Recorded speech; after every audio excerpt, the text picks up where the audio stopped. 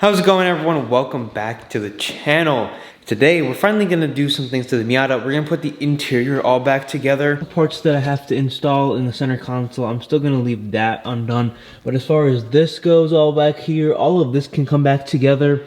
As of right now, the seat's also unbolted. I'm going to leave that as it is, but we're going to kind of tidy up the interior a little bit. But of course we have a bigger problem where the car is not starting. Starter is freely spinning. There is one thing that I'm going to check that I figured out last night. Well, two things. One, I'm going to check the car for codes because I did get a check engine light before the car broke down, which we can do through port and a paper clip, I'm pretty sure. So the port is right here. But what we're also going to do is we're going to check the crank position sensor, because if that sensor is bad, the ECU is not going to send fuel or spark correctly to the motor, and basically it's just going to be not working, as my car is right now. Try to bump start it, towed it behind a truck, put it in second, popped it into gear, I should say, and let the clutch out, and the motor was turning, but the car wasn't trying to turn itself on. Now the starter also could be under the same issue where the starter isn't being told what to do and it's not engaging with the motor, which is again the same issue. And the fuel issue that we had before, I think, was just the relay, because now the fuel pump is priming, which it should do even if the sensor is bad, or it should do to some extent, I'm pretty sure. Because now the fuel pump primes. Before, the fuel pump wasn't priming when you turn the key on. So there isn't really a good way to test if it works sometimes and doesn't work sometimes, but there is a way to test if it's working at all. So let's see if we can do that. So first things first, I'm going to check the crank position sensor, because if the sensor is bad, that means basically everything I've been experiencing is because of that, and I need to address how to tackle that issue. If that's not the issue, then I have a starter, and we're gonna try putting a starter in like later today or tomorrow or something. So I watched the video, and apparently there's like two ways you can test this. The first way is you turn this pulley right here. It's kind of hard for the camera to focus on, but you turn this and it should make a noise. Or you find the sensor and you can kind of stick the screwdriver in between the sensor and I believe the pulley, and it should make some type of buzzing noise to an extent and prime the fuel pump as well. So let's see if that works. So it's really tight to get anything into there, and honestly pretty much impossible for me to do right now. For me to get under the car, I gotta jack it up. So before we do any of that, let's just test to see if there's still any codes left, because I did get a check engine light, but it has also been quite a while. The battery hasn't died or anything, but I don't know, you never know. So in order to check the codes, you need a paper clip, and that's pretty much it. So you gotta stick the paper clip into the 10 and the ground, and then you should be able to read the codes from inside the car. And just like that, just double checking to make sure you put it in the ports correctly so we don't blow a fuse, fingers crossed. So now what we do is have seat in, and we shouldn't need to turn the car to on, and the check engine light should flash if we get any codes.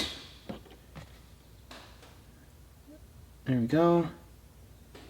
1, 2, 3. So like it showed there, I have to review the footage. I believe it's either 2 or 3 times. So it's just flashing. It's flashing like crazy. So there's definitely some codes in there. So it flashed 2 times the first time, and then I believe it flashed 2 times again, and then I believe it flashed 5 times.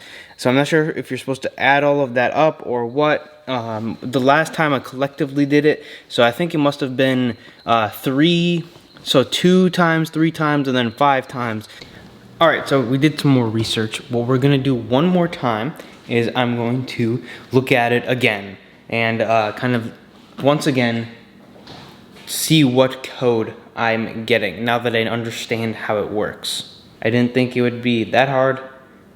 I probably should have just looked at this before anyways, but whatever. So for anyone coming here trying to figure out how to read their codes on their car, put the paper clip back in. What it's gonna do is flash 2 series of numbers. So basically, it's gonna flash the first number, which is the 10-digit number, so like 10, 20, 30, whatever. I think manual was flashing 20, and then it's gonna flash a second different number, and I think it either flashed 5 or 6. Most likely it flashed 6 because there's no 25 and there's a 26, but I just wanna double check it. So key on. 1, 2. 1, 2. 1, 2, 3, 4, 5. So I believe this is telling me that it is code number 26, or the fact that I have 2 different codes. It's still kind of confusing me a little bit because I'm not 100% sure. Because there should be a 4-second gap, so I think it's telling me that it's like in the tens, so it's 1 and then 2, so it's a 2-digit number, and then it's flashing 1, 2, telling me that it's 20, and then it's flashing 6 times, telling me that it's 26. I believe I have that correctly. If anyone in the comments thinks I'm wrong or knows that I'm wrong, I definitely could be, so let me know. But I believe it's code 26, so let's check out what that is on a forum or that video and see what happens. Just a quick shout out to the guy I'm watching, Miata man. This is where I'm getting this information from, and also reading it on some of the forums to kind of further aid in what's going on with the car. Code 26, if we come over to the thing I pulled from the forums, is the solenoid valve evaporation canister purge. I guess I have a little bit more reading to do, and I guess the starter isn't my issue. I just thought the starter would be my issue because, you know, when I crank, the motor isn't being cranked.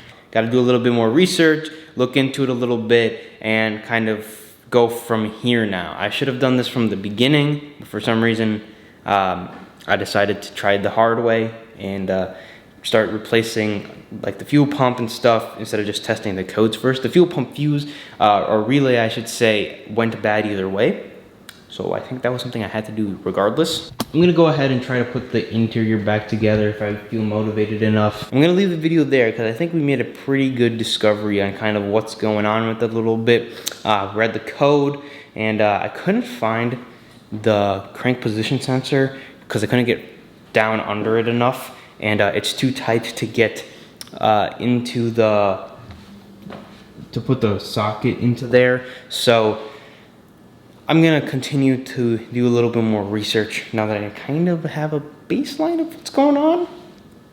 Anyways, that's all I have for this video. If you guys did enjoy, leave a like, subscribe, and comment down below on what you think is going on with this car. Continue doing a little bit more research. I want it back on the road before September, and I was supposed to be back on the road before this month, and it's, you know, I've been putting it off, but now I'm finally just trying to get this car back onto the road. That's all I have for this video though. See you guys in the next one.